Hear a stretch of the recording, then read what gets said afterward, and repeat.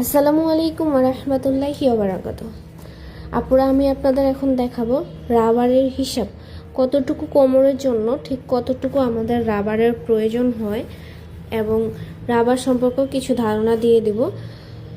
তো এই ভিডিওটা দেখলে আশা করি আপনারা রাবারের হিসাবটা খুব সহজেই বের করে নিতে পারবেন। রাবারের হিসাব কতটুকু কোমরের জন্য কতটুকু রাবার প্রয়োজন। প্যান্ট তৈরি করি আর পায়জামা তৈরি করি, যেটাই তৈরি করি না কেন, রাবার ঠিক কতটুকু প্রয়োজন, এটার জন্য তো আমাদের কোমরের মাপটা আগে প্রয়োজন, তাই না? এই জন্য এই যে কোমরের এখানে ফিতা, এই যে এক পাশ থেকে ধরে অপর পাশ পর্যন্ত এভাবে ধরতে হবে। এভাবে ধরে এই যে ভিতর দিয়ে একটা আঙ্গুল যেন প্রবেশ করানো যায়, এরকম লুজ করে মাপটা নিতে হবে। একটা আঙ্গুল যেন ভিতরে প্রবেশ থাকে, এভাবে কোমরের মাপটা নিতে হবে। একদম ফিটিং মাপ নেওয়া যাবে না। তো এইভাবে কোমরের মাপটা নিয়ে নেব। সাপোজ ধরেন কোমরের মাপ হচ্ছে 50 ইঞ্চি। তো রাবারের হিসাবটা আমরা কিভাবে বের করব? কোমরকে 2 দিয়ে ভাগ করব, তার সাথে 4 ইঞ্চি বা 5 ইঞ্চি যোগ দিতে হবে।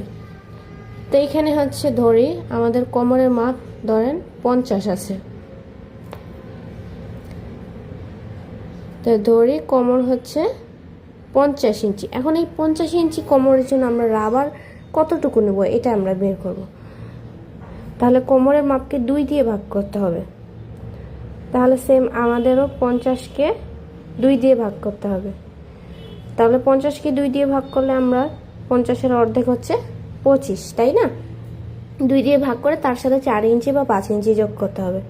তাহলে 25-এর সাথে যদি আরও 5 ইঞ্চি যোগ করি তাহলে আমরা পাবো 30 ইঞ্চি। তাহলে আমাদের 50 ইঞ্চি কোমরের জন্য রাবার কতটুকু প্রয়োজন হবে? 30 ইঞ্চি। মানে কোমর যেটাই থাক তারকে আমরা অর্ধেক করব। কোমরের মাপকে অর্ধেক করে তার সাথে আরও 5 ইঞ্চি যোগ দিয়ে রাবারের হিসাবটা বের করব।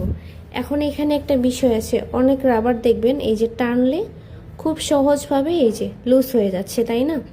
তো এই রাবারটার জন্য এটা পারফেক্ট। আরেকটা রাবার আছে দেখবেন এভাবে টানলে ঠিক বেশি একটা বড় হয় না, মানে একটু টাইট হয়ে থাকে। তো ওই ধরনের যদি টাইট রাবার হয় সেক্ষেত্রে আমরা কোমরের মাপের অর্ধেক প্লাস এক্সট্রা আরও 7 ইঞ্চি বা 8 ইঞ্চি নেব। এই বিষয়টা মাথায় রাখবেন, রাবারের উপরেও কিন্তু হিসাবটা নির্ভর করে। তো সবাই ভালো থাকবেন, সুস্থ থাকবেন। আসসালামু আলাইকুম।